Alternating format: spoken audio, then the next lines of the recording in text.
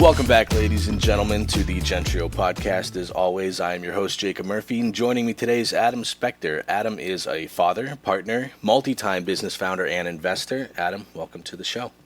Jacob, thank you so much for having me. It's great to be here. So for our audience to get to know you a little better, I always like to ask you to take us a little through your career, through any big moments in your life, basically anything that got you to where you are today, just so we can get to know you a little better. Yeah, so look, I think in the end, the things that got me here, you got to always start with family and the experiences family provide to you for better and for worse. I feel very privileged that most of everything in my family life has been actually very stable and lucky, but I had a lot of entrepreneurs and just hard workers, philosophical hard workers to emulate.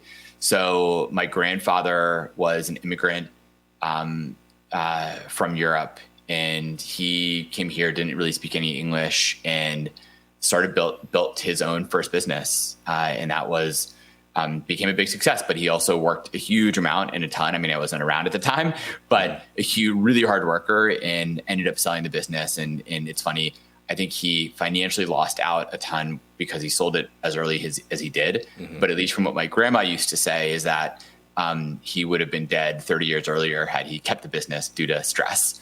But always remember seeing that. And frankly, he was someone who, after he sold the business, he kind of recreated himself and became a stock trader. He used to have his own algorithms he was running. This was a long time ago. This is before algorithms were a thing. I don't know if he actually beat the market by any significant margin, but it kept him really busy. And so it was I would remember always going to his office, and he would just be printing out reams of paper and financial reports and reading those in depth, like his own mini Warren Buffett.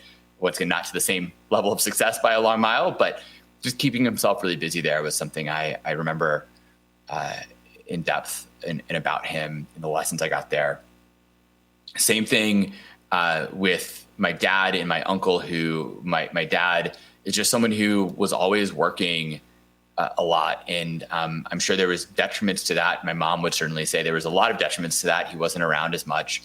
But certainly the takeaway I believe that my brother and I got from that was hard work leads to good outcomes, and it gives you a real sense of purpose. And hard work in whatever field you do leads to, once it has this level of purpose that brings joy to mm-hmm. people. And there are downsides. There's always trade-offs in almost every decision you make in life. But that was a lesson I got from him. That is, hey, it's okay to work hard and be focused and good at what you do. And there's nothing to be embarrassed about or shy about that fact. And so those things really led me to take the path that I want to go work hard at something I really enjoy. And that over time has led me to be more and more of an entrepreneur, because in the end, it turns out when you work in a larger organization or corporation, you are held back by a lot of politics, by things you don't understand, by people who don't want you to maybe work as hard or produce as much or be as good as you can be. And that can be really frustrating, which ends up pushing people, at least like me, to be a bit more of an entrepreneur, which at this point is now, I've started 4 companies and I've been a part of many other early stage ones. And so that's the path I've gone down, and hopefully am becoming a bit of an expert at this point. Yeah, I definitely feel like, there's a trade-off in working for the big company. People refer to it as, a cog in the machine, versus going off and creating your own thing. And the trade-off that I see is, there is a lot of security in going to a larger corporation, a big business that's, has everything already figured out, and they're just functioning the way that they know they need to function. There is that security there, but there's also sometimes a difficulty in progressing forward, a lot of rules, obviously. And for people like you, obviously, and I'd like to think for people like me, you don't really have that freedom to find something that you really have interest in and pursue it. Or even if you can, it's very difficult and can be prolonged over decades even. Well, exactly. And this is where, look, obviously I'm biased, but at the same time, and so I might say things that are offensive, but it's my own biases. So apologies to the audience. But in the end, you make your own. Everyone has a level of free will. Like we're lucky to live in the United States, where you have a fairly large percentage of free will. And I do think this applies to everyone, there is an American dream that is available. It's harder, certainly, depending on where you started in life and what you were doing and how you were raised and things like that. But it is possible that if you are a hard worker and put your head down, you can become great at anything.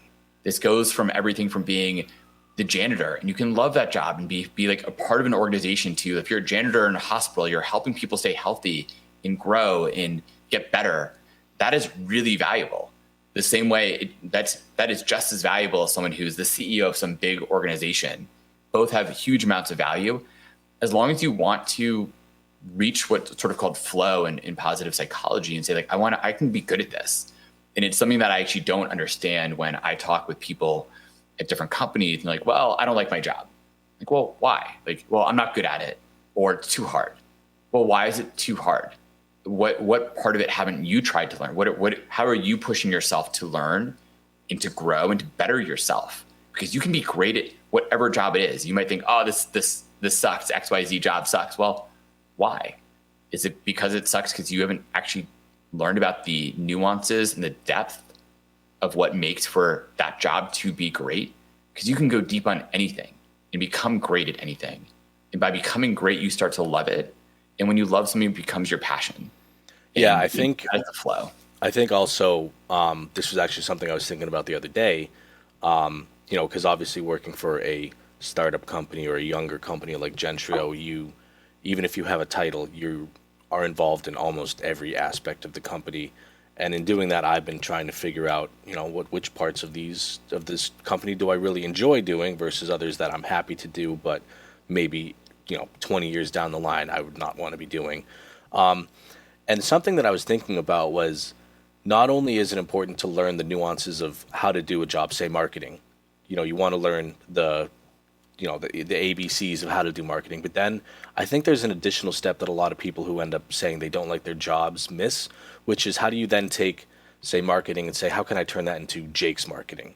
And like make it, take your job and the way that everyone could do it, but then make it into your own. And I think that really helps for people learning to love what they do. Absolutely. It needs to become made your own, but then go a step further. It needs to be done really well. So this is the part that, look, I'm a CEO and founder of a company that is close to 40 people today. And hopefully we'll grow 2 to 3x in the next year or two. And the question we keep asking is like, hey, like, why do you want to work at Levy, which is the name of my company? We do back office support for startups and for businesses, sort of the HR, finance, compliance, equity work for them. The annoying but critical things. We actually call ourselves, it's not sexy, we call ourselves the plumbers of startups. I saw that on your LinkedIn. I was going to ask about that. What was the exact verbiage you used? I think it was... I call myself chief plumber, I think. Chief startup plumber. I wanted to ask about that. Yeah, well, and look, what it is you would think, okay, plumbers don't love their job, right? They're dealing with SHIT, right? They're dealing with stuff that is smelly, like actual real plumbers, right? But you can love being a plumber because you're doing this complex system that is critical, right? If the plumbing in my house or your house breaks right now, this podcast will be over and I got to go fix this before my wife gets home. It all stops if my toilet's overflowing or something. And it's the same thing in businesses. If your team isn't getting paid, if there are issues with compliance, if you have issues with your finances or equity or you name it, things break. And it's not sexy, but those pipes need to be built correctly. They need to be maintained. And when they don't, SHIT starts happening and it starts to stink in your business and everything else falls apart. If your team doesn't get paid, guess what? They're probably not going to be doing a lot of work the next day. And so that's why I'm the chief plumber. And once again, it's not sexy. This isn't like, oh man, we're building the next hot, sexy AI product. But guess what? Everyone needs a plumber. Everyone needs plumbing to work. And it's the same thing with the work that we do at Levy. And that is what I love. How can I create the best functioning system in business for Levy? And then also for all of our customers out there, because it is critical for them. And I want them to achieve the highest possibility for their own businesses by us enabling them and taking this I don't know your background, Jacob, but like, I would imagine, like, at least for me, if my plumbing in my house breaks, I'm not qualified to actually fix it. Like, I have a plunger and that's about as far as I can get. And it's the same thing for businesses. Founders can maybe try to do their plumbing, being this back office HR work. But should they really be doing that with their time? Where is their time better spent? And so that's why we call ourselves Chief Plumber, but it's also all about like, how do we get really good at this? How do we focus in depth on being great at what we do? Because that leads to like self-actualization, enjoyment in life, enjoyment in work. When you're like, I'm doing something that's important, and every day I'm striving to get better at what I do. Yeah, I think finding that identity in your career life is definitely a huge thing that people, I wish, focused on a little more, and I think we would see more people enjoying their careers if they had that. It's funny you brought up, plumbing. I had to reschedule someone for the podcast a couple weeks ago because that exact thing happened. My plumbing blew up and my toilet downstairs that's funny. was destroyed. And there you go. And it'd be and I guarantee if Gentrio you didn't get your paycheck on, probably today might be your payday, right? It's the end of the month. Mm-hmm. If you don't get your paycheck, you'll be pinging the CEO, be like, what's going on? Mm-hmm. And then quickly, if you don't start getting answers, you stop working. Like that's sort of the trade-off to some extent. But yeah, so go back to the point about just people doing what they love and kind of just ties into once again to my background and history, right? Is finding, I hate the idea of this sort of passion hypothesis that people have in the world. Like, well, I need to find my passion. That's BS. Your passion is what you work hard at. And what you work hard at, you will get laudits. People will love you for it and be like, wow, man, like Jacob's really good at this sort of stuff. And when people tell you you're really good at it, you enjoy it more and you go deeper on it. And then you keep getting more and more kudos for all the work you're doing. And that leads over time to becoming something you're like, oh my God, this is my passion. Like I could go write the book on podcasting or marketing or whatever it is your thing is. And because you got really good at it and you spent time doing it. And that's where I think most people in the world, and certainly Americans, miss out. They're like, well, I'm going to dabble in 10 different things at once and never go deep on anything, which means you never push yourself, you never challenge yourself, and you never actually achieve very much at all. And that is a shame because everyone has so much potential. Yeah, I know. Definitely being on the younger side, I graduated college back in 2018. There was definitely a mindset around everyone in the graduating class where I need to find what I want to do for the rest of my life and I need to love it from day one.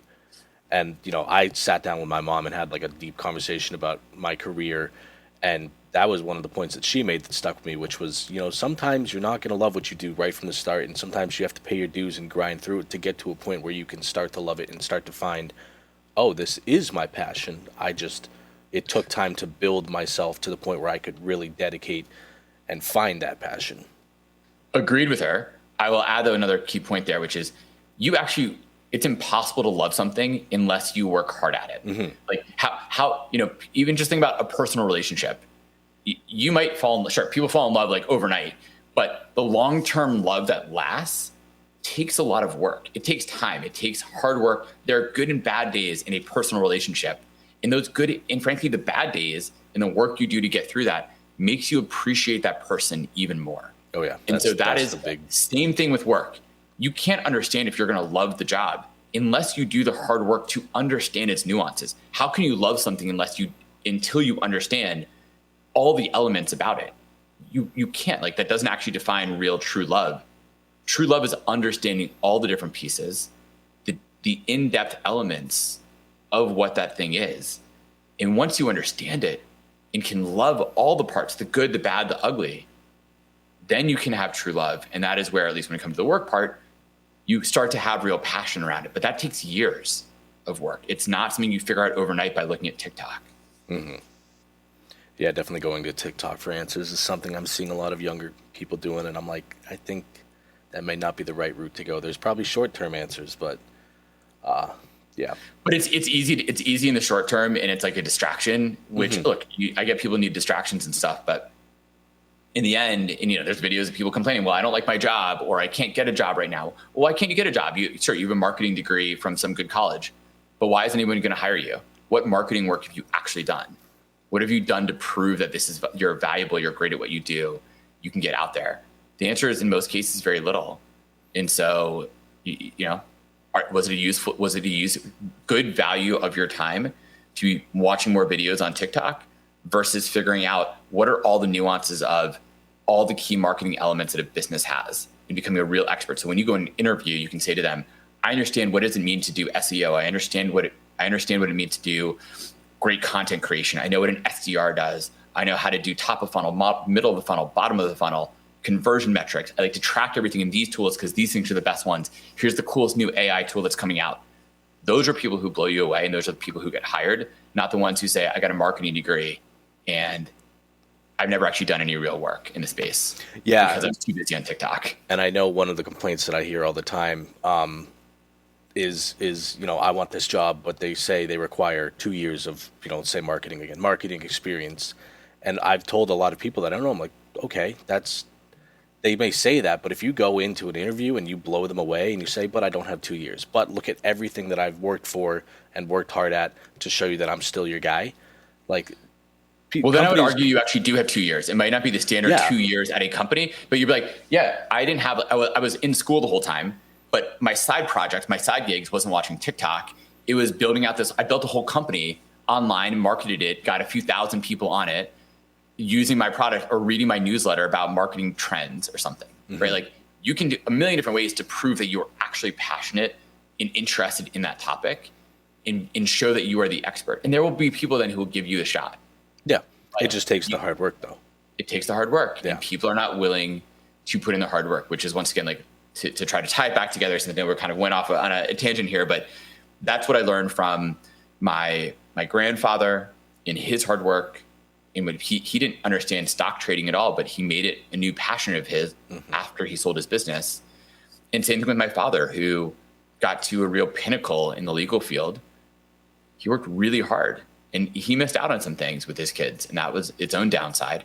But he worked really hard and was doing really cool, interesting, fascinating work because he was willing to grind away and work hard, work more, learn more, and become a fantastic lawyer in his field. So let me ask, just because I can tell from the way you speak that while you're passionate about business in your career, I can tell you're also passionate about family and the family dynamic. So I wanted to ask, as a businessman, but also clearly a family man, how do you balance that need to work as hard as you possibly can for your career, but also not let there be an imbalance in the work to family relationship? Short answer is discipline and optimization. So what I mean by that specifically is as I've gotten more mature in my career, I become more and more disciplined in where I spend my time and the willingness to say no to a lot of things. That means trade-offs. So life is about trade-offs in general, but I've decided, especially as I have a young family now, and in the end, that means I have to make choices about where I spend my time. And what it means instead is, I very much believe in the world, you only have time to do two things well. You could even argue just one thing well, but I'll go with two because it fits with what I can handle, I think. But that means everything else falls by the wayside. So in my case, I've decided as a logical, I hope thoughtful human being adult, I've decided the only two things that I can focus on and do well in my life are work and running my company. So my baby Levy, the company, and my own personal family. Guess what that means? I don't have a lot of time for friends. I don't have a lot of time for going out to dinners. I don't have a lot of time. I basically don't drink anymore because it reduces my performance and my ability to do my job well, show up for my team and show up for my family 7 days a week. It means I don't have a lot of time to work out. I am, I think, in decent shape, but I try to merge that into doing stuff with my kids. And so it's trade-offs, things that I've given up because I've decided those are the two most important things. And then on top of it, I've been able to create the sort of job I want where I don't travel a lot. So I work from home. And that means I take my kids to school every day. I'm home for dinner every night. But yeah, guess what? It means every single night at the end of work, like after I put the kids to bed, I'll go back and work for 2 to 3 hours. Every single night. I work for half the weekend. And I do miss out on a little bit with the kids in the weekend sometimes. But those are trade-offs I personally decided to make so I can balance those things. And once again, I'm disciplined. I've cut out a lot of distractions. But I've also made trade-offs, and those are hard decisions. I just don't think you can have it all. So you need to decide what you really do want to have. Yeah, I think it's particularly difficult in today's day and age where we live in an incredibly distraction heavy world, I would call it. With 100%. But once again, this is where you just have to decide: do I want to spend an hour on TikTok or YouTube, or do I want to spend an hour reading a book or reading articles and learning about my profession? Mm-hmm. So I personally, I do a ton of that. I read it, well, actually less so nowadays, but I try to read like 2 to 3 different newspapers on a regular basis, a ton of different articles about what's happening in my space. I'm pretty up to date on the technology side of things that's occurring, because I want to make sure my company's at the cutting edge of what we're doing. I don't have a lot of time for lots of personal books. I still read a decent amount, but it's those sorts of questions that we all go through about where you only have one life to live. What is the way you can feel like you've made the biggest impact in your short time on this planet? And to me, it's family and in building a company that hopefully will change the lives for all of my teammates. But we do that by changing the lives for our customers. So I feel like, you've pretty much answered this question already, but I wanted to ask more directly, just because this applies to, what we do here at Gentrio. But when you hear the word legacy, what does that mean to you? It's a few things. Probably one is creating a something that I myself as an individual am proud of, that I think, hey, I've made a small dent on the universe. Mm-hmm. And it's going to be, the universe is massive, so it's going to be a teeny tiny dent no matter what, even for the most famous people in the world, but made some small dent in the universe, made some small impression. I have people who've worked for me and I've worked with who said, I've changed their trajectory of their career and what they've thought about and how they go about things. That's really meaningful. Same thing for my kids. Those sorts of things, I think, are our legacy to a large extent. I don't view financial as being a big part of the legacy. That's part of it, certainly, but it's not the most prominent or important part in my mind. It's really, did I make a quality impact and leave planet Earth and all the inhabitants of planet Earth, all the people, but also all the animals and everything in the world, better off than when I arrived?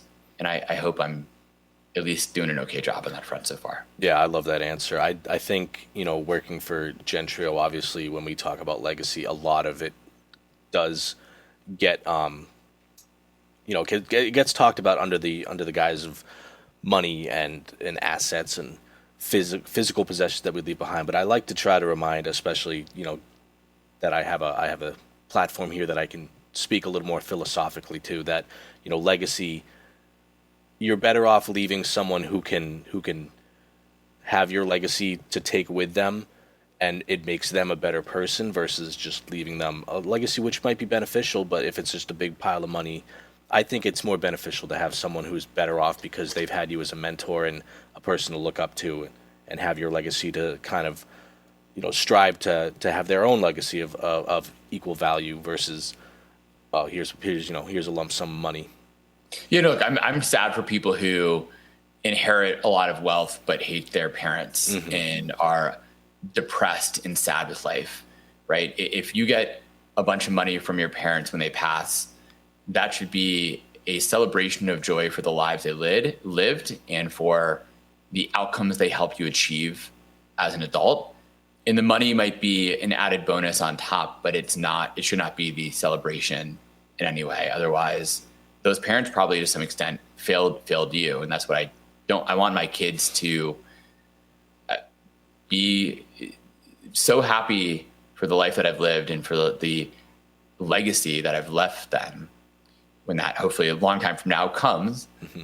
then that's what I want them to be proud of, not the financial metrics and whatever is left to them when I do pass away. Mm-hmm. I think there's,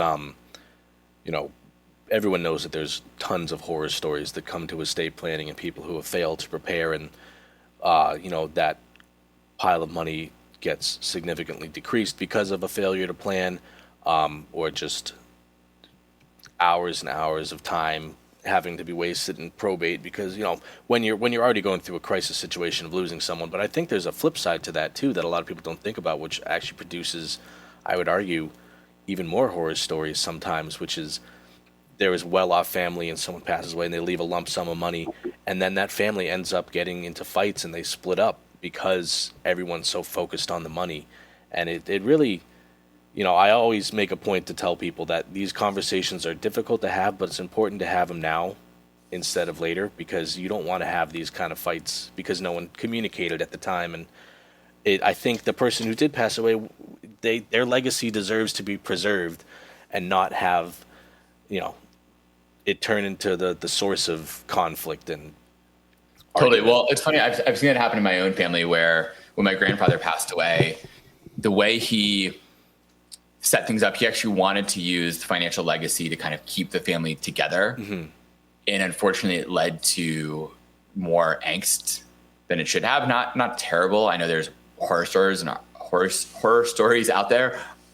Ours was not one, but it was also a really frustrating time because the financial goals that sort of my side of the family had were different than the other side of the family. And like what we wanted to do with the money, how that worked, those sorts of things were different. And that led to a lot of tension and frustration, despite a lot of legal things my grandfather tried to put in place. And that was a shame. In some ways, I think sort of the dead hand argument is not one like that shouldn't be your legacy. So to my grandfather's, I think, detriment, he should have just said, look, here are the assets. We're going to split it up in a fair way. And you all do what you want to do with it. I'm not going to use financials and money as a way to force families to stay together. They will stay together and love each other because of the legacy I've set up from a cultural level and what I want the family to be, and not a financially forcing function level. Is it experiences like this that brought you to, Gentro, to our company? Yeah, it was. I mean, I think the fact that a huge number of Americans and probably people in the world too don't have any of this set up, mm-hmm. and it is a huge shame, and because it's costly to set up and do right, and it leads to so much angst and unfortunate outcomes. Why not just do it the right way for a low cost? Mm-hmm. That seems like, now, yes, you have to plan ahead of time, but that's also, I think, part of a good legacy is doing a little, get off your butt, stop watching TV, spend a little bit of time and create a will and trust in whatever else you need to do to plan for the future for your family when you aren't there, because that will happen to all of us. Yeah, I think a key point that we've both made during this podcast is that it's worth putting the distractions aside and doing the hard work that you may not enjoy at the moment, but that's worth doing, get it done now. And I think that applies to people trying to get that marketing job where they don't think they have the experience. It applies to getting your estate plan done and having conversations with your family to preserve, for the sake of preserving people's legacies. So I think that would be a good message to emphasize to the audience listening right now is, and I've said it many times before, get the work done now. It might not be comfortable, but it's well worth it down the line. It won't be comfortable. It's not fun to talk about your demise. It's not comfortable to talk about, I'm going to die someday, and admit that fact and understand it and recognize mm-hmm. that fact. But the simple thing is, like, it is going to happen. Yeah. So, and you look at it and you think, would you rather have to deal with it, in probate court after someone's passed away, when everyone's emotional and they would rather just be able to, be together and grieve, or would you rather get it done now when you can sit with the person and you can have a meaningful conversation? People don't know the real issue, and this is what I'm sure people have heard from your podcast, is people don't know the pain of what probate court would mean mm-hmm. and what this stuff will be in the future. So they don't give it the right amount of thought, which I understand. Like, if you haven't experienced it before, why would you try to fix it and do it the right way now? Yeah, people don't know what they don't know. Right. But that's why educational things like this program hopefully help them get there. But like, there are solutions that exist. Mm-hmm. There are ways to avoid probate court, which is painful and expensive. And wouldn't you much rather, when that loved one passes away, be in a place where you can say, here are the documents, it's clean and clear, let's go celebrate their life. The money is already figured out and taken care of, and how we have to deal with all these other elements. Yeah, and I mean, it applies not even just to when someone passes away, but there's dozens of situations while someone is still living where this stuff can still come into play. So, you never know what tomorrow brings. Might as well get it done today. So you mentioned you have a young family. Have you been going through any of this stuff, getting stuff planned out? Yeah, trying to. I mean, that was a very real point that I was making about the not wanting to think through what this stuff means and sort of avoiding it for a while. But really I am working to get all of that in place because I don't know what the future is going to hold. I think I'm healthy and I think I have a long time to go, but you just don't know, you never know. And so I want that to be in place. I want my family to be taken care of if something bad happens. And I don't want anybody to go through any issues over time. And I don't have much of an estate to speak of today, but maybe I will in the future. And I want to make sure I plan for that properly. Now, obviously we've already spoken a lot about your career life and how hardworking you are. Let me ask first, how old are your kids? How long have you been a father now? We'll just say a few years. I don't want to talk publicly about it. We'll just say a few. They're under 10. So have you taken, what life lessons have you learned from creating businesses and working hard for your career that you've found has carried over into your life as a father? Yeah, look, I like the fact that my kids come home from school and they know that I'm upstairs working. I think it's really cute that one of my sons loves to have a sort of standing desk that can go up and down, and that he really loves to lower the desk to his height and pretend that he's typing on a keyboard. I think that's really cute, and it goes to show that he thinks what dad's doing is pretty interesting. And I also try to talk about business with them at the dinner table, about what I learned every day and what I took care of and the challenges I faced, so that they hear it and can listen in and hopefully engender in them what does it mean to work hard? What does it mean to enjoy your job, right? They don't have to be entrepreneurs. I want them, but whatever they end up doing in life, I want them to say, I'm going to work hard at it and I'm going to make it something that I'm passionate about because I'm good at it. And I can be proud of the career that I've built, whatever that is. And so that's hopefully what they can take away from seeing me and the example that I'm setting for them. Yeah, and I think just from some of my own research that I've been doing, shortly soon getting married and then hopefully Congrats. a couple of years down the road, thank you, having kids of my own, like that's the stuff that I worry about already is, making sure to have that good influence. But I also think it's going to be incredibly rewarding, so that kind of balances it out. It is, but at the same time, it's really time consuming. The kids are expensive, and there's lots of people who make a decision not to have kids, and I think that is a very viable, completely reasonable decision to make as well. And there are just different ways of going about life and making overall life choices. So none of it is bad, but certainly I'm, as someone who has kids, I think it is rewarding. But man, it changes what you are able to do. It changes the available income you have to spend on stuff you might be used to spending money on today, and you won't in the future. So those are real trade-offs. And once again, think deeply about it, before you take your time. Don't rush into having kids. Take your time and enjoy the life and the freedom that you have now, because once you have kids, it's for life. So that is a life decision you end up making. Worth it though, right?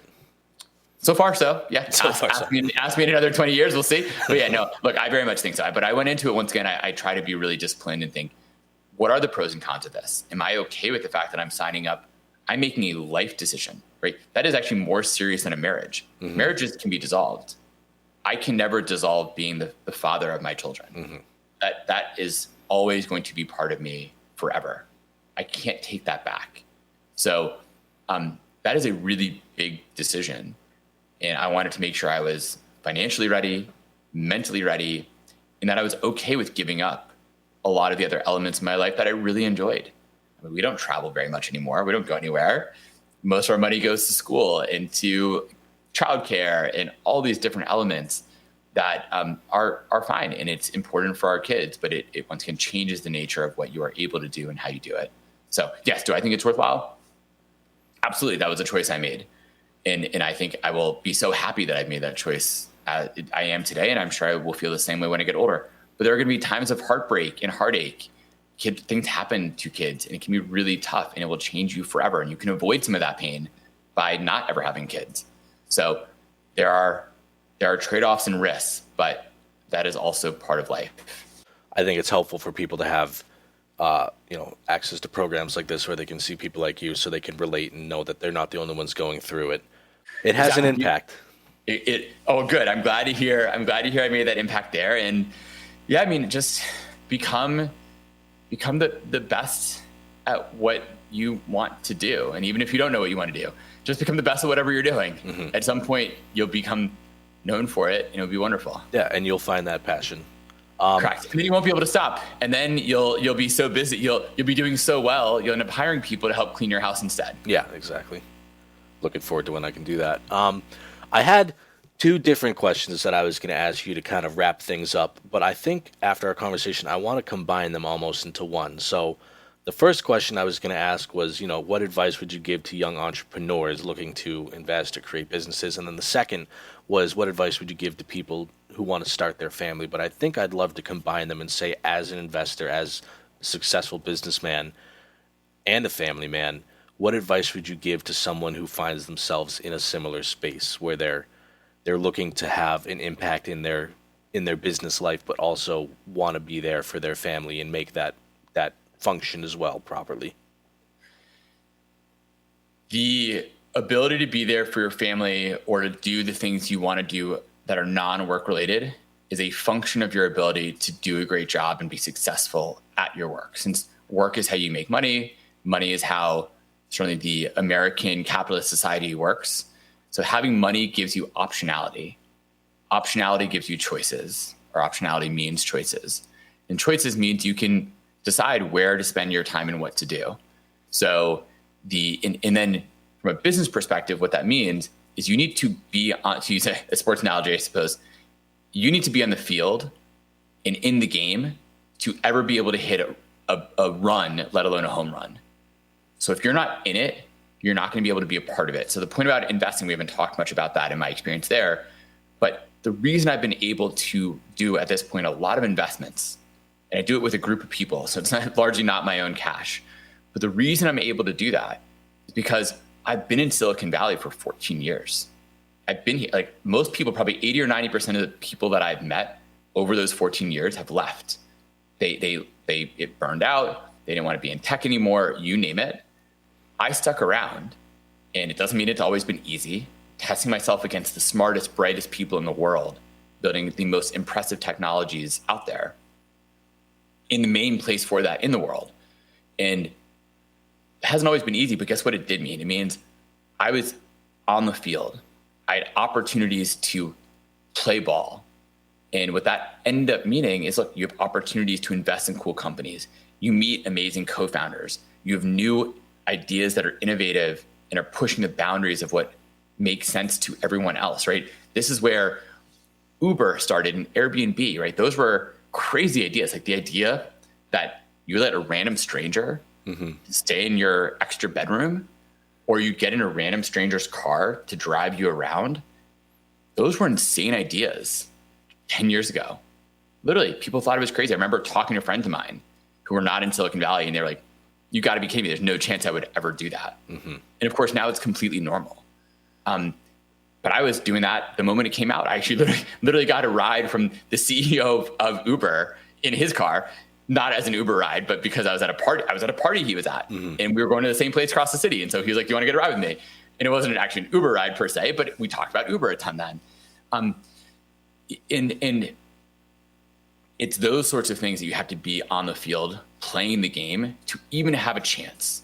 But once you're there, stick with it. You will get better and better. You can build a brand around it. You can build your own name, and all the other good things will flow, which then gives you that optionality, right? So a simple example, right, to your point is, hey, look, guess what? I'm at a point in my career where I can now choose a little bit where and how I want to spend my time and how I want to spend my money. So I made a choice that I want to optimize for my own time and where I think I can get highest leverage, or certainly the highest value and enjoyment. So what does that mean? Well, it means we get our house cleaned I think probably twice a month. Not a huge amount, but that means I don't have to spend time vacuuming. That is a win. And our house is probably cleaner because I'm not the best cleaner. So that means our house is cleaner, nicer, and it's something, it costs money, but I think it's a good use of my money to do that. And it's those sorts of decisions. And it means, hey, look, I can order DoorDash sometimes instead of spending a ton of time cooking, because that is also a better use of my money than me spending time cooking and maybe even getting something more nutritious that way. Not always. It's restaurant food, so you never know. But point being, if you are focused on what you want to do, you spend the time and the hard work getting there and going through the pains of it. And it's still going to be painful. I'm still learning new things every single day. That is never going to stop until I die, because I enjoy learning and I enjoy pushing myself and going through the hard stuff. But it means you have opportunities. And once you have those opportunities, you can choose the opportunities you want to grab the ones that you will enjoy. And by enjoying it, you will do them well. And by doing them well, it will lead to financial rewards, which then give you the optionality of where and how you want to spend that time. And I can choose, the one last point, I can choose personally, I don't travel very much anymore. I get to work from home, which means I actually get to be here. Whereas my dad was traveling a huge amount and he had to be at the office to get work done. So he missed dinner most nights and missed bedtime most nights. I work from home and I'm here for taking my kids to school and doing dinner with them essentially every single night. Sure, I have some work dinners here and there. I travel a little bit here and there, but those are choices that I proactively make that I don't need to do because of how I've set up my life. But it took 14 years to get to that point. That is not short. It's not easy. But now I have that level of freedom that I would imagine many people would also want. Mm-hmm. I think that's several fantastic points. And I think I don't want to say anything else to that, because I think that's a perfect way to leave our audience off right Excellent. Here. But you have your own podcast, correct? I do. It's called Entrepreneurial Excellence. A little bit of a word teaser, but hopefully something that's memorable. Mm-hmm. And it's all about, I speak with some of the world's best entrepreneurs, multi-time founders, successful investors, about what are the key elements that make you the most that make you success, or even how do you define success and what does that look like? Mm-hmm. And that's, for me, I do it because I want to learn every day. How do I keep upping my game as an entrepreneur? So I love having these conversations because I'm learning from it. But obviously I hope the entire ecosystem can learn, because that makes for the more successful entrepreneurs that exist, the better world we will all have. Mm-hmm. And where can people find your podcast? Apple Podcasts, Spotify, all over the place, YouTube as well. So if you want to just listen on YouTube, it's there. You can also see my beautiful or ugly face, depending on your perspective, on YouTube as well, if you want to watch the videos and whatever else. But we're all the fine places you can find podcasts and videos, you can find us there. And of course, also we have a great LinkedIn page. You can follow my company or myself on LinkedIn. We put a lot of shorts out as well. So if you don't want to listen to an hour to 90 minutes podcast episode, which is how long ours usually are, we have ones that are 2 to 3 minutes, breakup of the key points. So you just want the short, hey, you got a few minutes, listen in. And that's how you can learn more about what we're doing as overall entrepreneurs, and hopefully go build your dreams. Mm-hmm. So the name of the podcast was, again? Entrepreneurial Excellence. Entrepreneurial Excellence, and the name of your company is Levy, correct? Levy.company. Well, ladies and gentlemen, go check out both his company and his podcast. As you can already tell, plenty of life lessons to be learned, plenty of good points that Adam has made here today. Adam, thank you so much again for being on. I really do appreciate it. Jacob, it's my pleasure. I appreciate you taking the time as well. All right, everyone, take care.